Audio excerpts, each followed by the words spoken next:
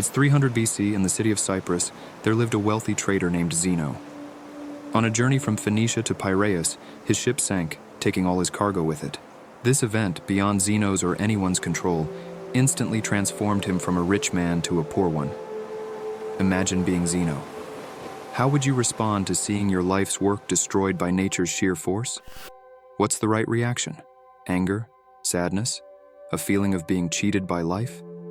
These reactions would be normal for most of us, but not for Zeno, the founder of Stoicism. A single minor change can last forever, and a slight shift in mindset can lead to more significant changes later. Stoicism's core is about acceptance and indifference.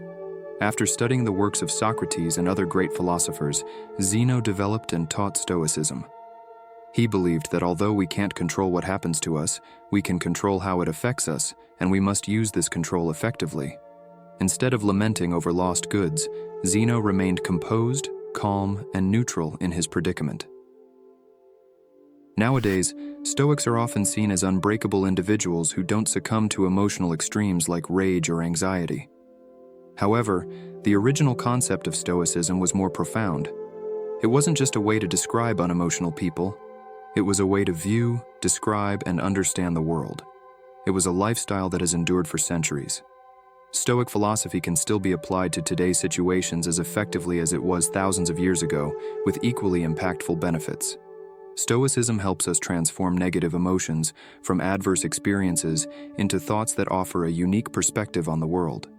Perspective is crucial, as everyone in the world has different experiences and, consequently, different viewpoints. The Stoics shared, discussed, and taught philosophy in public, making their philosophy well known.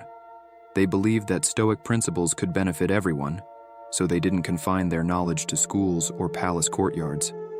As a result, people from all walks of life, from slaves to emperors, could learn and adopt Stoicism. Notable Stoics include Epictetus, whose name means acquired because he was once a slave, Seneca, a renowned statesman, and Marcus Aurelius, a Roman emperor and one of history's most powerful men. The early Stoics practiced what they preached, shunning segregation and leading the fight against inequality. They even coined the term cosmopolitan, which means citizen of the world.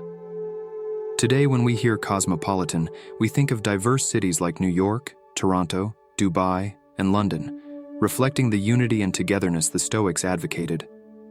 At the time Stoicism was founded, women were barred from studying philosophy, but the Stoics disagreed with this. Musonius Rufus, Epictetus's teacher, argued that women, like men, have a natural inclination towards virtue and are pleased by noble and just deeds. He questioned why only men should seek to live well through philosophy. Even when it was unpopular, women were allowed to learn about Stoicism and become Stoics. So, why do so many people embrace Stoicism as a way of life? In a world full of surprises, our emotions can often obstruct us. In reality, we're not sad because bad things happen. We're sad because unexpected bad things happen. Rain, for example, is beneficial as it waters plants and provides water for livestock. But getting caught in a downpour without an umbrella is never pleasant. We don't cry when it rains because we've come to expect it. It's unavoidable, and while it may be unpleasant, the rain eventually passes. Stoicism teaches us to anticipate that everything bad that could happen will happen. Envision the worst outcome and find peace in knowing it's a possibility. A Stoic exercise known as voluntary discomfort aims to increase gratitude. This might involve sleeping on your kitchen floor, taking cold showers instead of hot ones, or eating only potatoes for a few days. This exercise helps you realize that no matter how tough things get, you can still survive and even thrive if your mindset is right. In today's world, where ads constantly bombard us, we're led to believe that we won't be happy without the latest gadgets, a certain appearance, or a specific income. This message is more important than ever. We enter the world knowing little. We learn from home, school, and our observations. Often these sources teach us differently. The question is, do we need to internalize all this knowledge? If we do, we might set unrealistic expectations for our lives, leading to disappointment and dissatisfaction. That's no way to live. Instead, we should focus on self-improvement for our own sake. Doing things solely for ourselves, without external hopes or attachments, reduces the risk of disappointment. Often we try to fill the void with material things, like fancy cars or houses, or even by starting a family. Sometimes we pursue these things for their external value, not their intrinsic worth. Stoicism teaches that if you live this way, you place your happiness in the hands of external forces, which can always fail. Cars break down, natural disasters destroy cities, and divorce rates rise. Even free things come with a cost, in terms of physical and mental space. As Seneca wrote, learning to live with less frees up space in your life for what truly matters. We must base our happiness on our intrinsic human value, not on possessions or achievements. We should strive to remain calm, regardless of life's challenges. At the end of the day, we have no control over most events, but we have complete control over our reactions. This is the essence of the Stoic principle of the dichotomy of control. Epictetus said, "The main task in life is to identify and separate matters so that I can clearly tell myself which are external and not under my control, and which relate to the choices I actually control." Stoics teach us to distinguish between what we can and cannot control.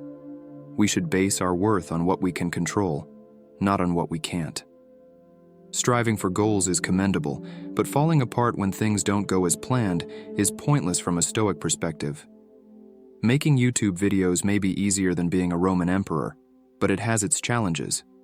You need to come up with an idea, research it, scrap it if it's bad, start over, script the video, create it, edit it, make a thumbnail, title it, and more before you hit upload. Everything up to the point of uploading is within your control, but once you upload, the success of your video is in the hands of the YouTube algorithm. Many people judge their YouTube channel or Instagram account's success by the number of views, subscribers, or followers they have, metrics that are largely beyond their control. Stoics advise judging the success of your work by the effort you put in, not by the outcome of your external hopes. Trust the process. Living with less means freeing yourself from the societal shackles you've placed on yourself. Consider someone who has been working hard at their job for 6 months. They feel they deserve a promotion, so they approach their boss with their performance report. The boss thanks them but doesn't offer the promotion, leaving the employee feeling inadequate. The employee doesn't consider that the boss might be having a bad day, that someone else was better qualified, or that the company couldn't afford a promotion. They don't know the reason, but they're still upset. If they had valued their work based on the quality of their performance report and continued working towards their goal, they would have been much happier overall. With the right perspective, their goal wouldn't have been diminished, just delayed. This shift in mindset is crucial. A true Stoic doesn't base their success on financial gain, but finds comfort in living comfortably without material wealth. Stoicism is built on 4 main virtues: wisdom, courage, temperance, and justice. Wisdom is the ability to differentiate between internal and external factors and to choose our responses to life's events. Viktor Frankl said, "Between stimulus and response, there is a space. In that space is our power to choose our response." Courage is summed up in 2 words: persist and resist. Temperance or moderation is about doing more with less, expressing more with fewer words. While Jeff Bezos and Elon Musk compete for the top spot on Forbes' list, Stoics believe that wealth should be limited to what is essential and then what is enough. Justice is the most important virtue, teaching that we should not harm others because we are all born to help and support each other, not just ourselves. Nelson Mandela, one of the most famous African leaders, fought against apartheid and was sentenced to life imprisonment, spending 27 years behind bars before his release.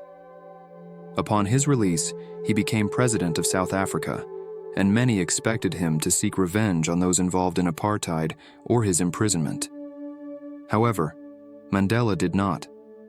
During his time in prison, he read the works of Marcus Aurelius and embraced many core Stoic values, which he practiced throughout his life. Instead of seeking retribution, Mandela urged reconciliation and rebuilding. He emphasized that the past was beyond their control and the only way forward was to create a better nation. This is the Stoic way. In modern medicine, Stoicism underpins approaches like rational emotive behavioral therapy, REBT, and logotherapy. REBT helps patients identify negative thought patterns that may lead to emotional and behavioral problems. It encourages challenging these thoughts with logic and replacing them with healthier beliefs. Logotherapy, based on the Stoic belief in purpose-driven life, suggests that even in the darkest situations, we can find meaning and happiness by discovering our purpose. However, as many of us know, this is easier said than done. It's a process that requires rewiring our thinking. We must embrace new perspectives to solve our happiness issues. Practicing self-worth and focusing on what we can control, rather than fixating on what we can't, leads to a more satisfying life. Stoicism guides us through life's storms to calmer waters. And if our ship sinks and we drown, we can find peace in knowing we lived a good life, even if it wasn't as long as we had hoped. Because remember, everything has an end.